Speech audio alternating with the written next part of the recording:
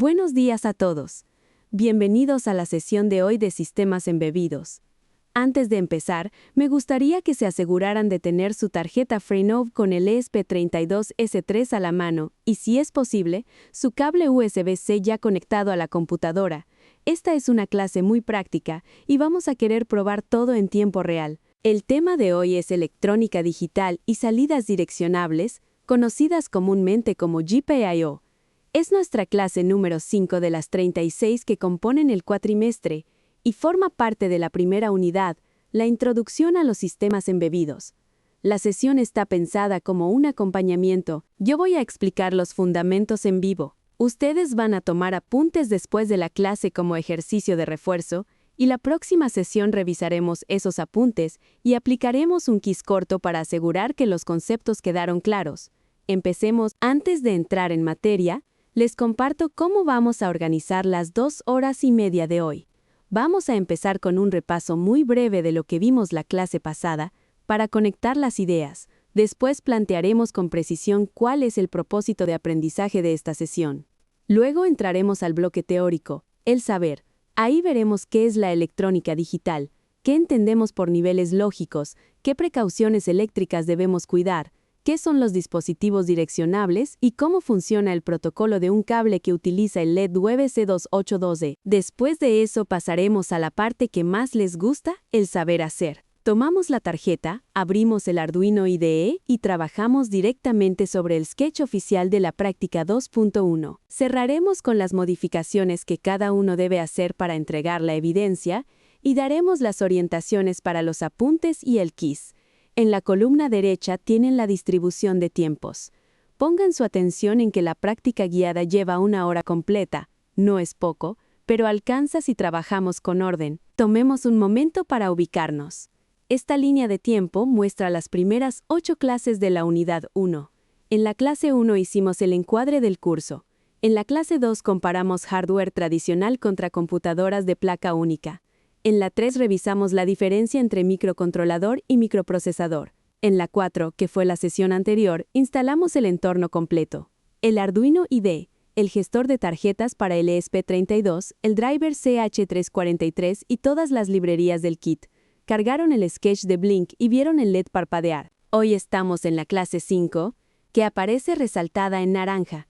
Y esta es justamente la clase donde damos el primer paso para controlar dispositivos físicos desde el código que nosotros escribimos. Después seguiremos con sensores analógicos, comunicación I2C y así sucesivamente. Entonces tengan presente esta idea.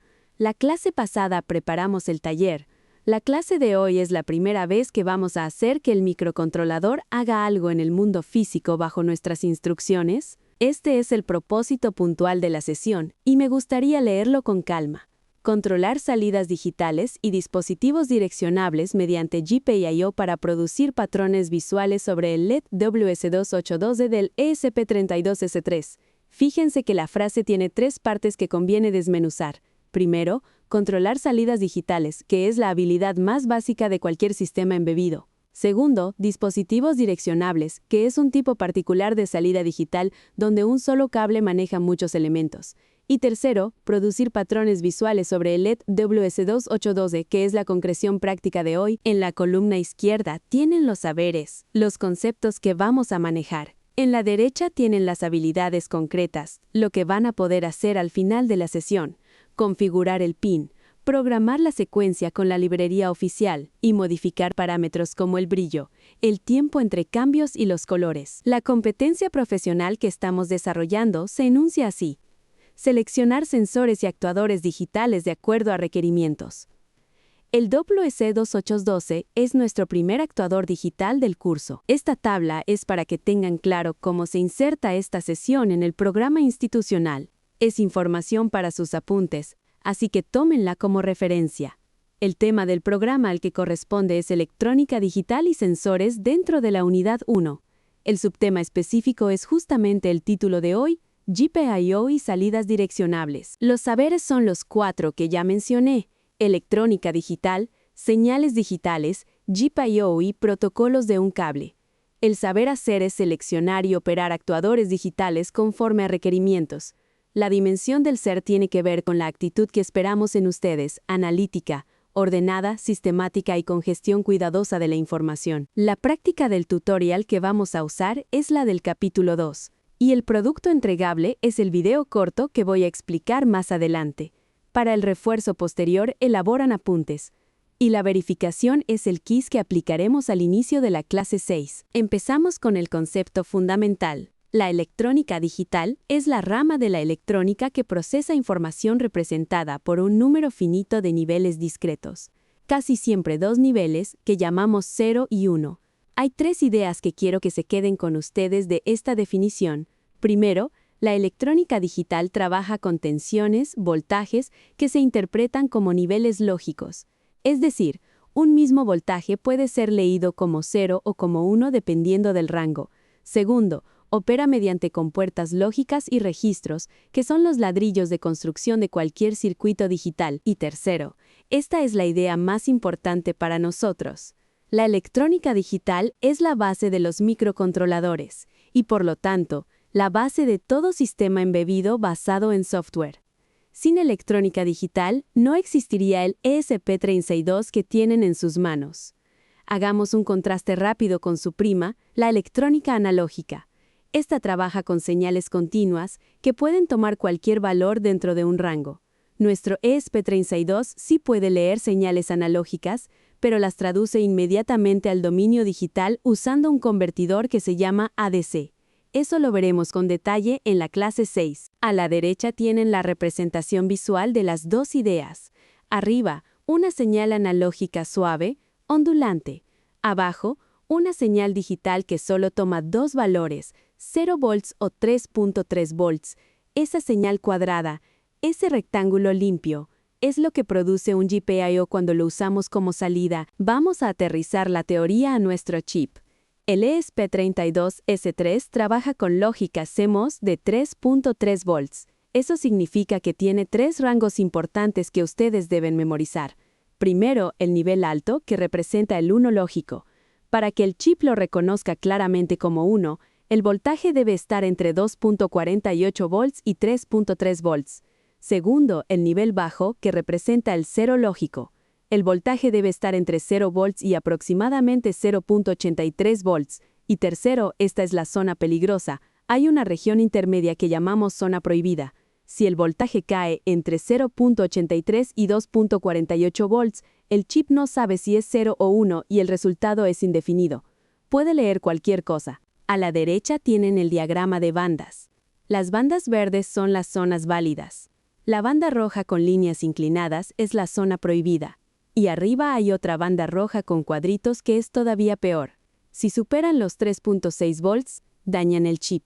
Por eso, en la caja inferior, les marco tres reglas eléctricas que vamos a cuidar siempre en este curso. Regla número 1. Nunca conecten 5 volts directos a un pin del ESP32S3. Aunque el cable USB es de 5 volts, el chip internamente trabaja a 3.3. Si conectan un sensor de 5 volts directo a un GPIO, lo dañan. Regla número 2. La corriente máxima recomendada por pin es de 20 a 40 mA. Nada más. Y regla número 3. Si necesitan manejar cargas más grandes, como un motor o un foco, usen un transistor, un MOSFET o un driver dedicado. Nunca conecten la carga al GPIO directamente. Ahora sí, el concepto central de hoy. GPIO son las siglas en inglés de General Purpose Input Output, que en español traducimos como entrada y salida de propósito general. Un GPIO es un pin del microcontrolador que ustedes pueden configurar por software para que cumpla cualquiera de tres funciones. La primera función es salida digital. El pin impone un voltaje, ya sea 0 o 3.3 volts. Así encendemos un LED, activamos un relé o generamos protocolos de comunicación. La segunda función es entrada digital. El pin lee el voltaje que llega desde afuera y nos dice si es 0 o 1. Así detectamos botones, finales de carrera o sensores digitales. Y la tercera función, que es muy poderosa en el ESP32, son las funciones alternas o pin muxing. Un mismo pin puede convertirse, por software, en un convertidor ADC, en una salida PWM, en una línea I2C, SPI, I2S, UART, RMT o incluso en una entrada de cámara. Es decir, el pin físico es uno solo, pero su comportamiento se elige desde el código. A la derecha tienen un diagrama esquemático del chip con varios pines de entrada y salida. Uno de ellos, marcado en rojo con un LED, es lo que vamos a hacer hoy en la práctica. En la caja inferior les marco los pines del ESP32S3 que conviene tener siempre presentes. El más importante para nosotros hoy es el GPIO 48 porque es el que tiene conectado el LED WS2812 directamente en la tarjeta. Los demás son pines que tienen funciones especiales reservadas, el GPIO 19 para el EDC de batería, los pines 35 a 37 para la memoria PES-RAM y otros para la cámara y la tarjeta SD. Si en algún proyecto futuro un pin no les responde, vuelvan a revisar esta diapositiva. Esta diapositiva es muy importante porque les muestra que toda salida digital sigue el mismo flujo lógico. No importa si es un LED simple o un protocolo complicado. Los 4 pasos siempre son los mismos. Paso 1. Configurar el pin como salida. Le decimos al microcontrolador que ese pin va a imponer voltajes, no a leerlos. Paso 2. Calcular el valor lógico que queremos escribir, 0 o 1. Paso 3. Escribir ese valor al registro del periférico que controla el pin. Y paso 4. Esperar, ya sea con una pausa fija, o con un evento, o con una interrupción. Y luego, regresamos al paso 1 o al paso 2 según el caso, y así formamos un ciclo. Abajo les puse 2 ejemplos para que vean que el patrón es universal. A la izquierda, el caso simple del LED común. Configuran el pin con Pinet, escriben con Duritile un nivel alto, esperan medio segundo y escriben un nivel bajo. Eso hace parpadear el LED. A la derecha, el caso del LED WS2812 que vamos a usar hoy. El patrón es exactamente el mismo, solo que cada bit no se escribe con Duritile, sino que se delega a un periférico llamado RMT, porque los tiempos requeridos son mucho más rápidos. Pero el flujo conceptual es idéntico. Configurar, calcular, escribir, esperar. Si entienden este patrón, entienden cualquier salida digital de aquí en adelante. Ahora viene una idea elegante que cambió la electrónica de iluminación hace una década. Un dispositivo direccionable es aquel que tiene un único pin de control y mediante un protocolo serie recibe la información destinada a varios elementos en cadena. Piénsenlo así. Si yo tuviera 100 LEDs y cada uno necesitara 2 cables, uno de datos y uno de tierra, terminaría con 200 cables. Imposible de manejar. En cambio, con dispositivos direccionables, tengo un solo cable de datos para los 100 LEDs. ¿Cómo lo logro? 3 ideas clave. Primera, se reduce drásticamente el cableado. Segunda, cada elemento de la cadena sabe exactamente qué bits le corresponden a él. Y tercera, los bits que sobran, los que están destinados a los demás elementos, se propagan automáticamente al siguiente. Vamos a aplicar esto al WS2812. Este dispositivo integra en un solo encapsulado pequeñito 3 LEDs, uno rojo, uno verde y uno azul.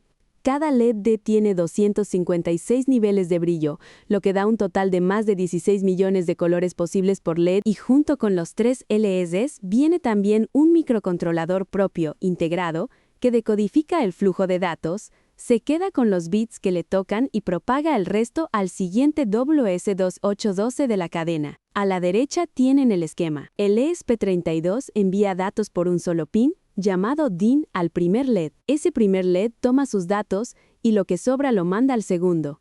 El segundo hace lo mismo con el tercero, y así sucesivamente. Solo hay un cable de control para toda la cadena. Vamos a abrir el dispositivo, conceptualmente, para ver qué tiene adentro. Imagínense un encapsulado físico de 5 milímetros por 5 milímetros. Adentro hay 4 elementos. 3 de esos elementos son los LEDs propiamente dichos. Uno rojo, uno verde y uno azul. A estos los llamamos canales de color. El cuarto elemento, y aquí está la magia, es un controlador interno dedicado. Ese controlador hace 3 cosas. Primero, tiene un driver que regula la corriente de los 3 LEDs.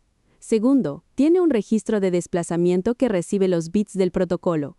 Y tercero, tiene un latch, que es el mecanismo que actualiza los LEDs físicos solo cuando le llega la señal correcta. El dispositivo tiene 4 pines externos. VDD, que es la alimentación de 5 volts.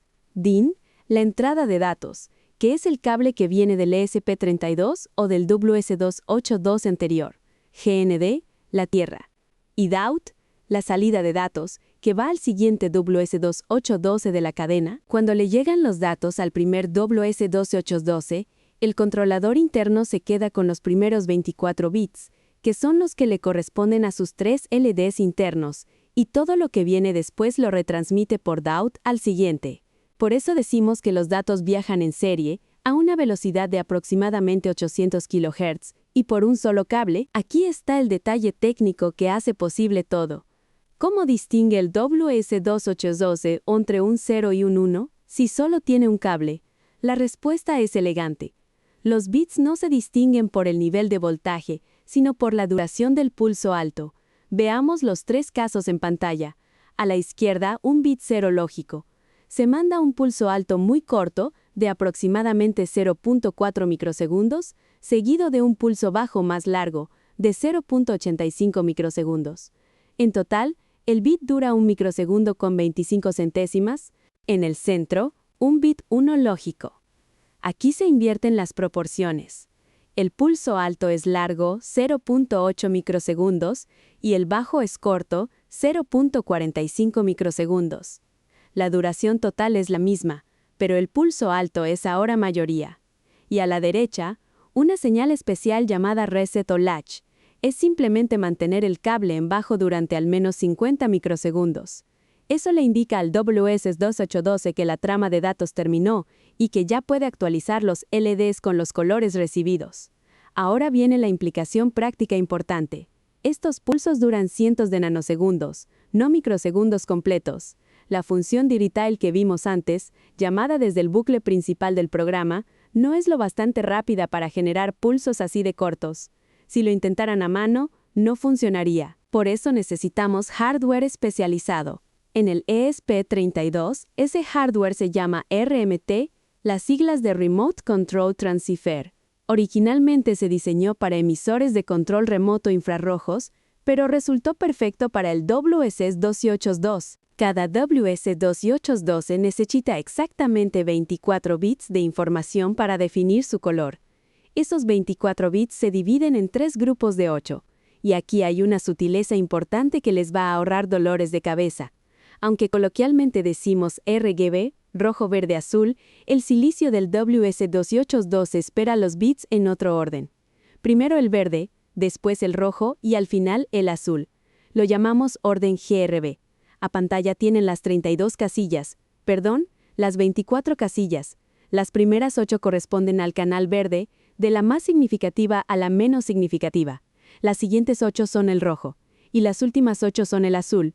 Otro detalle, los bits se envían MSB primero, es decir, primero el bit más significativo, el de mayor peso, y al final el menos significativo. Esto también es importante para entender cualquier dato si lo llegan a ver con un osciloscopio. ¿Y qué tiene que ver esto con el código que vamos a escribir? Tiene todo que ver. Cuando creamos el objeto que representa la cadena, vamos a pasarle el parámetro TIEP-ERB. Ese parámetro le dice a la librería: oye, los datos los voy a darte en el orden RGB normal, pero acomódalos como verde, rojo, azul antes de mandarlos al hardware. Si en algún momento ven que sus colores salen intercambiados, por ejemplo escriben rojo y les sale verde, el primer sospechoso es siempre el orden de los bytes. Verifiquen ese parámetro y casi siempre se resuelve. Ya mencioné el RMT. Ahora vamos a verlo con un poco más de detalle, porque entender qué hace nos ayuda a entender por qué el código se ve como se ve. RMT son las siglas de Remote Control Transceiver, traductor de control remoto. Es un periférico interno del ESP32 que tiene 4 propiedades clave para nosotros. Primera, genera trenes de pulsos con precisión de submicrosegundo, es decir, puede contar tiempos mucho más finos que los que cuenta el bucle principal. Segunda, tiene su propio reloj y su propio buffer FIFO. Eso significa que ustedes le pasan toda la trama de bits de una vez y el RMT se encarga de sacarla por el pin a la velocidad correcta sin necesidad de que el procesador esté pendiente bit por bit. Tercera, libera al núcleo extensa, el procesador principal del ESP32, de gestionar la salida bit a bit. El procesador puede estar haciendo otras cosas mientras el RMT trabaja en paralelo, Y cuarta, dispone de 8 canales independientes, numerados del 0 al 7. En la práctica esto significa que ustedes podrían manejar hasta 8 cadenas WS-812 distintas al mismo tiempo, cada una en un canal. A la derecha tienen el flujo de datos completo. El programa en C que ustedes escriben llama a la librería WS2-ICOS812. La librería traduce los datos RGB a una tabla de pulsos. Esa tabla se carga al periférico RMT, y el RMT genera el tren de pulsos exactos que sale por el GPIO 48 hacia el LED. Y aquí viene la buena noticia. Ustedes no van a tocar el RMT directamente. La librería oculta toda esa complejidad. Cuando llamen a strip-to-show en su código, todo el cronometraje preciso ocurre por hardware sin que ustedes tengan que preocuparse. Muy bien, ya tenemos toda la teoría. Ahora vamos al laboratorio. Esta es la práctica número 2.1 del tutorial. El objetivo es claro: encender el LED WS212 integrado del ESP32S3 con una secuencia de 5 colores: rojo, verde, azul, blanco y apagado, y después modificar el sketch para personalizarlo con su propio brillo, su propia velocidad y al menos 3 colores nuevos de su elección. Los materiales que necesitan son mínimos: una sola tarjeta Freenove ESP32S3 Brum 1, un cable USB-C que lleve de su computadora a la tarjeta, el Arduino IDE que ya configuraron en la clase pasada y la librería Freenove WS2812 que también ya instalaron. A la derecha tienen el diagrama de conexión, que es muy simple: computadora con Arduino IDE, cable USB-C hacia la tarjeta, y el LED WS2812 ya está soldado al GPIO 48 directamente. No hay protoboard, no hay cables sueltos, no hay nada que conectar manualmente. Esa es una de las grandes ventajas de las tarjetas como la Freenove ESP32S3, ya traen periféricos básicos integrados. Conecten su tarjeta ahora si no lo han hecho. Esperamos un momento. Listo. Continuemos. Aquí tienen el código completo de la práctica, tal como aparece en el tutorial. Vamos a leerlo de arriba a abajo en términos generales, y en las siguientes diapositivas lo desmenuzamos por bloques. Lo primero es el include de la librería. Eso le dice al compilador que vamos a usar las funciones especiales del WS2812. Luego vienen 3 define. Son constantes que dan claridad al código. La cantidad de LEDs en la cadena, en nuestro caso uno solo. El pin que vamos a usar, el 48. Y el canal del periférico RMT, el 0. Después se crea el objeto strip, que es el que representa toda la cadena. Le pasamos los 3 parámetros anteriores y además el orden de bytes, TEP-RB, que ya explicamos. Después viene una matriz llamada mColor. Tiene 5 filas y 3 columnas. Cada fila es un color y cada columna es la intensidad de rojo, verde y azul respectivamente. Ahí están el rojo puro, el verde puro, el azul puro, el blanco que es la combinación de los 3 y el negro que es la ausencia de los 3. Delay val es la pausa en milisegundos entre cada cambio. En setup solo ocurren 2 cosas. Se inicializa la cadena con Begin y se ajusta el brillo a un valor bajo, 10/255, para no encandilarnos. Y en loop, que es lo que se repite eternamente, hay 2 bucles anidados. El externo recorre los 5 colores de la matriz. El interno recorre cada LED de la cadena, que en nuestro caso es solo uno. Para cada combinación se prepara el dato con setLEDColorData, se efectúa el cambio con show y se hace una pausa. Vamos al detalle ahora. Centrémonos en la primera parte del programa, las declaraciones globales y la función setup. A la izquierda tienen el código fuente. A la derecha, mis comentarios. ¿Qué declaramos globalmente? 5 cosas. LEDsCount indica cuántos LEDs hay en la cadena. Como solo tenemos el integrado, vale 1. Si en un proyecto futuro tuvieran una tira de 30 LEDs, este valor sería 30. LEDspin es el GPIO al que está conectado el primer LED. En esta tarjeta es el 48, está soldado de fábrica. Chantel es el canal del periférico RMT que vamos a usar. Como tenemos 8 disponibles, el 0 está bien. Solo importaría si tuvieran varias cadenas a la vez. Strip es el objeto que abstrae toda la cadena. Es como decir: aquí tengo una entidad llamada strip y todo lo que quiera hacer con la cadena de LEDs lo voy a hacer a través de ella. Y tip RRB es el orden de bytes. Ya lo explicamos. ¿Qué pasa en Setup? Solo 2 llamadas. Begin inicializa el objeto. Por dentro, configura el RMT, prepara el buffer FIFO y reserva los recursos del hardware. Set Brightness. 10. Fija el brillo global en 10/255. Eso es aproximadamente 4% del máximo. ¿Por qué tan bajo? Porque el LED WC282 a brillo completo es realmente intenso, y cuando ustedes graben el video de evidencia, la cámara satura el blanco y no se ven bien los colores. 10 es un valor cómodo para grabar. Ahora la parte que más trabaja, la función loop. A la izquierda el código, a la derecha mi explicación. Lo primero a notar es que tenemos un doble bucle anidado.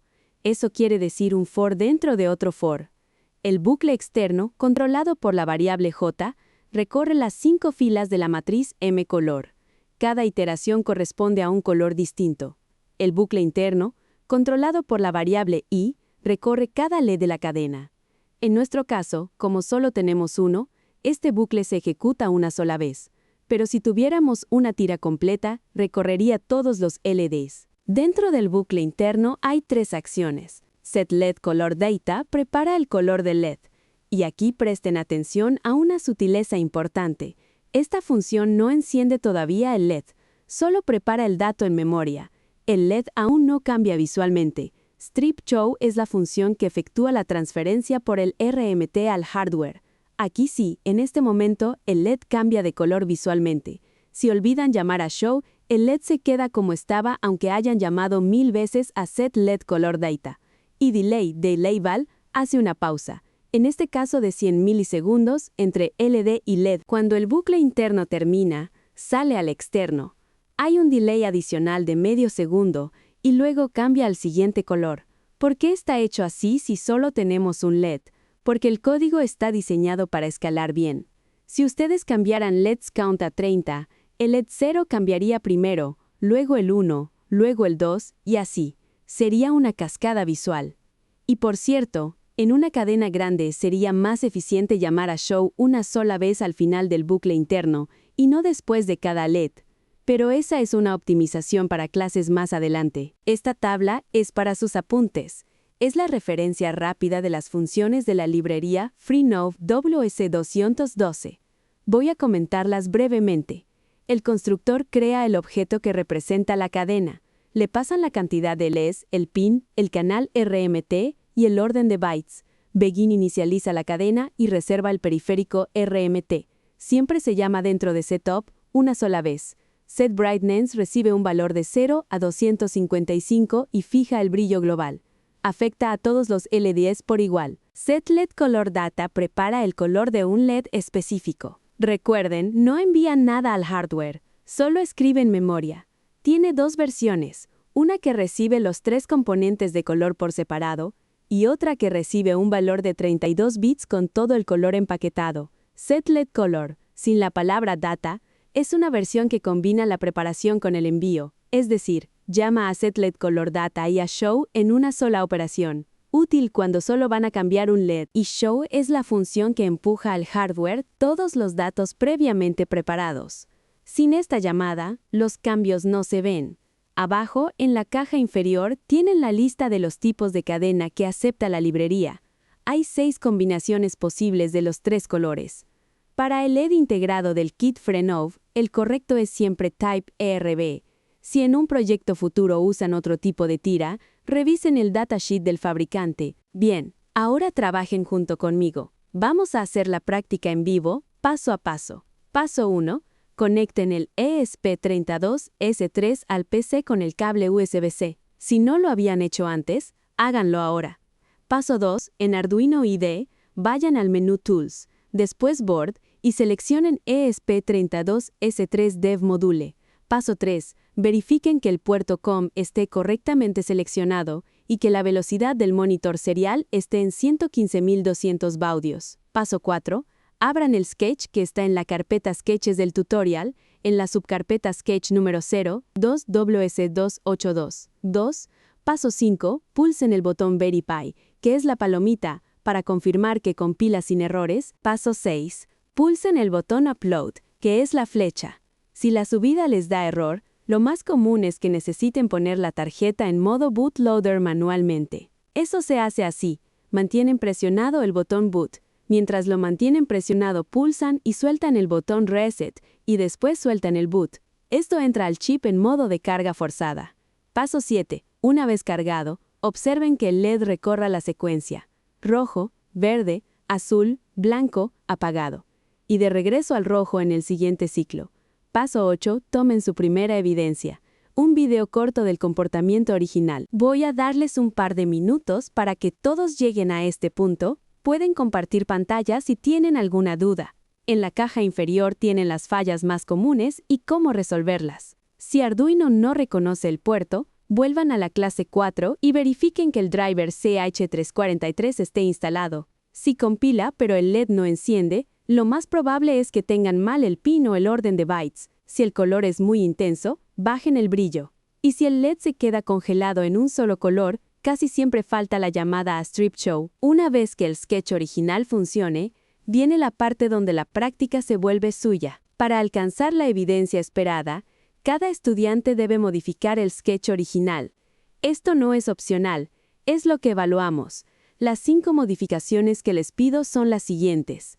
Primera, aumentar la matriz M color de 5 a 8 colores. Los 5 originales más 3 colores nuevos elegidos por ustedes. Segunda, definir esos 3 colores nuevos en formato RGB con un significado. Pueden ser amarillo, magenta, cian, naranja, rosa, turquesa, lo que cada uno prefiera, pero deben ser elecciones suyas, no copiadas de un compañero. Tercera, variar el brillo con set brightness entre 5 y 80. Prueben varios valores y comparen visualmente cómo cambia. Cuarta, variar delay val entre 30 y 800 milisegundos. Observen cómo cambia la percepción. Con valores pequeños el cambio se ve frenético, con valores grandes se ve pausado. Y quinta, capturar un video corto, de 10 a 20 segundos, donde se vea el LED ejecutando la nueva secuencia personalizada. Abajo tienen una paleta visual de ejemplo con 8 colores típicos. Los 5 primeros son los originales del sketch y los 3 últimos, amarillo, magenta y cian, son ejemplos de colores nuevos que pueden agregar. Para que vean en concreto cómo se vería la modificación, aquí tienen un fragmento de ejemplo. La matriz semicolor ahora tiene 8 filas en lugar de 5. Las 5 primeras son las originales, los colores básicos. Las 3 últimas son 3 colores nuevos que yo elegí como demostración: un ámbar suave, un violeta y un agua. Fíjense en los valores RGB. El ámbar tiene mucho rojo, bastante verde y nada de azul. El violeta tiene rojo intenso, nada de verde y mucho azul. El agua tiene 0 rojo, mucho verde y bastante azul. Pueden hacer combinaciones similares. Delay val lo subí a 250 milisegundos. A ese ritmo cada color dura un cuarto de segundo, que se percibe como un cambio claro pero no lento. Set brightness lo subí a 40.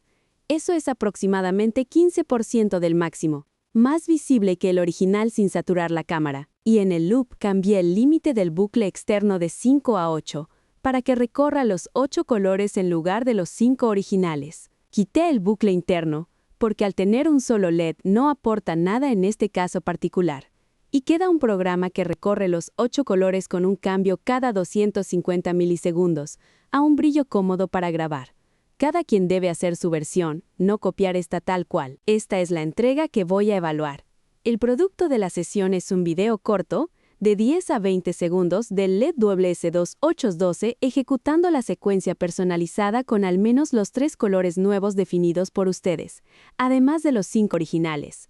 Los requisitos del video son 3. 1. El formato debe ser MP4 o MOV. La mayoría de los celulares graban en alguno de los dos por defecto, así que no debería ser problema. 2. En el encuadre se debe ver el LED encendiendo y, si es posible, también la tarjeta ESP32S3 completa. Esto es para confirmar que es su tarjeta y no un video de internet. Y 3. El video se sube a la plataforma del curso como evidencia de la práctica, antes del inicio de la siguiente sesión. Si tienen problemas para grabar con buena luz, prueben grabar en un ambiente algo oscuro. El LED se aprecia mejor sobre fondo sin reflejos. Ahora la parte de refuerzo. Como les comenté al inicio de la clase, Después de esta sesión su tarea es elaborar apuntes que voy a revisar al inicio de la próxima sesión. Los apuntes deben contener al menos 5 elementos. Primero, una definición propia, escrita con sus palabras, de los 3 conceptos centrales, electrónica digital, GPIO y dispositivo direccionable. Segundo, un diagrama de los niveles lógicos a 3.3 volts, donde se vea claramente la zona prohibida. Tercero, la tabla de funciones de la librería Freenove WS282, que vimos en la diapositiva 19, completa. Cuarto, un fragmento del código modificado, con sus comentarios propios, línea por línea. Quiero leer en sus comentarios que entendieron qué hace cada instrucción. Y quinto, una breve descripción del protocolo de un cable y del periférico RMT. Sobre el formato, en la caja inferior, lo que les pido es flexibilidad. Cuaderno físico o digital, indistintamente. Lo único que sí debe ir es el nombre, la matrícula y la fecha. Los diagramas pueden hacerse a mano. No me interesa la perfección artística. Lo que evalúo es el razonamiento detrás del trazo. Para que sepan exactamente cómo voy a evaluar los apuntes, esta es la rúbrica. Hay 5 criterios. Cada uno se califica en 3 niveles. Bien, vale 3 puntos. Regular, vale 2. Insuficiente, vale 1 o 0 según el caso. El primer criterio es el uso correcto de términos técnicos como GPIO, RMT, brillo y color RGB. Bien si los usan todos correctamente, regular si la mayoría está bien, insuficiente si hay confusiones serias. El segundo es la tabla de funciones de la librería. Bien si está completa con su descripción, regular si faltan 1 o 2 funciones, insuficiente si faltan más. El tercer criterio, y este es donde más fallan los estudiantes nuevos, son los comentarios propios en los fragmentos de código. Quiero ver explicaciones suyas, no copiadas. Bien si cada línea tiene una explicación, regular si hay comentarios escasos, insuficientes si solo pegaron el código sin comentar. El cuarto criterio es el diagrama de niveles lógicos o del WS2812. Bien si es claro y bien rotulado, regular si es parcial, insuficiente si no está o si genera confusión. Y el quinto, orden, limpieza y presentación. Esto es transversal. La presentación cuenta porque en la vida profesional sus reportes técnicos van a ser leídos por otras personas. La calificación máxima son 15 puntos. La retroalimentación se la doy al inicio de la clase 6 junto con la calificación. Junto con la revisión de los apuntes, la próxima sesión arrancaremos con un quiz individual de 5 reactivos de opción múltiple. Para que se preparen, los temas que entran son los siguientes. Primero, concepto y aplicaciones de los GPIO. Segundo, niveles lógicos y precauciones eléctricas en el ESP32S3. Aquí va a haber al menos un reactivo sobre la regla de no conectar 5 volts a un GPIO. Tercero, estructura interna y funcionamiento del WS2812. Cuarto, función específica de 3 llamadas clave de la librería. Strip Show, Set LED Color Data y Set Brightness. Tienen que poder distinguir cuál hace qué. Y quinto, el orden KRB y la razón por la que usamos el parámetro tape ERB en el código. En la caja inferior tienen la modalidad. Es individual, sin notas, dura aproximadamente 10 minutos al inicio de la clase 6. La calificación del quiz se promedia con la rúbrica de los apuntes para formar la nota de la sesión. Cerremos con un balance. ¿Qué se llevan ustedes el día de hoy? En la columna del saber, 5 cosas. Distinguen una señal analógica de una digital. Reconocen los niveles lógicos a 3.3 volts. Entienden qué es un GPIO y cuáles son sus restricciones. Pueden explicar qué es un dispositivo direccionable. Y pueden describir el protocolo de un cable del WS2812. En la columna del saber hacer, otras 5 cosas. Saben compilar y cargar el Sketch Oficial 2. Pueden modificar brillo, tiempo y paleta de colores. Generan secuencias personalizadas, usan la API de la librería para escribir y mostrar, y documentan su trabajo con código bien comentado. En la caja inferior tienen el adelanto de la próxima clase. Vamos a entrar al mundo analógico, a los sensores que producen señales continuas. Vamos a usar el convertidor analógico digital, el ADC, con la práctica 1.1 del tutorial, que se llama Read the Voltage of Power, lectura del voltaje de la fuente. Si hoy controlamos un actuador digital, la próxima clase leemos un sensor analógico. es el complemento natural de lo de hoy, para sus apuntes y para cualquier consulta posterior. Estas son las fuentes en las que está basada la sesión. El tutorial oficial de Freenove para el ESP32S3, especialmente el capítulo 0, que es el prefacio, el capítulo 2, que cubre el WS2812 y la sección de notas sobre GPKO, el datasheet oficial de Expressive para el módulo ESP32S3W11. Ahí encuentran todas las especificaciones eléctricas, la guía de programación de Expressive, donde se documenta el periférico RMT con todo detalle, el datasheet del WS2812B del fabricante WordSemi. Si quieren ver los tiempos exactos del protocolo, ahí los tienen. El repositorio de GitHub de la librería Freenove WS2812. Si encuentran algún error o si quieren ver las funciones más avanzadas, ahí está el código fuente. Y, por supuesto, el plan de estudios institucional, de donde sale la asignatura completa. Si en su tarea de apuntes citan alguna fuente externa, agréguenla a esta lista al final. Y con esto cerramos la clase. Tomemos 10 minutos para preguntas y luego pasamos al laboratorio para terminar la práctica los que aún no la concluyeron. Recordatorio importante, la próxima sesión deben traer los apuntes elaborados. No los hagan en el último minuto, porque la calidad se nota mucho. Y vengan con el video subido a la plataforma. ¿Alguna duda antes de pasar al espacio de trabajo personal? Adelante con sus preguntas. Muchas gracias por su atención el día de hoy. Nos vemos en la clase 6. Cuiden su tarjeta y traigan también el cable USB-C, porque seguiremos trabajando con ella toda la unidad.